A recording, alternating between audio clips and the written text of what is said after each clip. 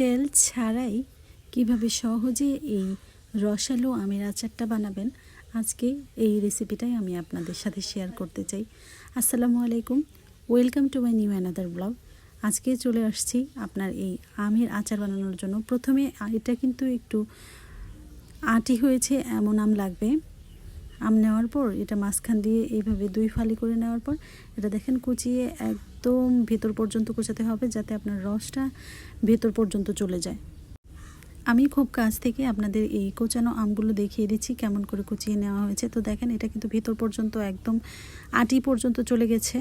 তারপর আমি এই সুন্দর করে ধুয়ে রাখা আমগুলোর মধ্যে সম পরিমাণ চিনি দিয়ে নিচ্ছি। একদম উপর থেকে চিনিটা দিয়ে দেব। এই পরিমাণটা না আসলে বলে বোঝানো সম্ভব না। আপনারা এটা যেহেতু আমি মিষ্টি আচার বানাচ্ছি প্লাস মুরব্বা আচার, এটার মধ্যে চিনি একটু বেশি লাগবে। দেখেন আমি ঘন্টা দুয়েক রাখার পরে চিনিগুলো কিন্তু সব মেল্ট হয়ে গেছে। তো মেল্ট হয়ে যাওয়ার পর এই কড়াইতে দিয়ে দিচ্ছি চিনিটা। তারপর দেখেন এই যে হালকা বলক চলে আসছে। যখন বলকটা আসবে তখন আমি এর মধ্যে দিয়ে দেবো একটু হলুদের গুঁড়া প্লাস হচ্ছে আপনার একটু কাশ্মীরি মরিচের গুঁড়া।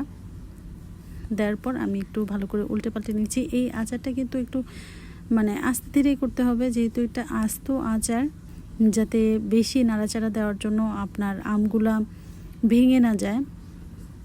তো দেখেন এই পর্যায়ে আমি আবার কিছু তেজপাতা দিয়ে দিচ্ছি।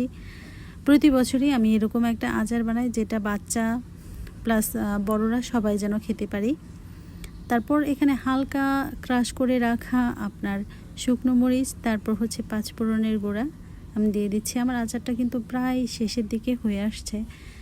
এই মুহূর্তে আমি বাকি উপকরণগুলো মিশিয়ে নিচ্ছি। আপনারা যদি ঝাল না খেতে চান তাহলে এখানে এই ক্রাশ করা মরিচটা বাদ রাখবেন।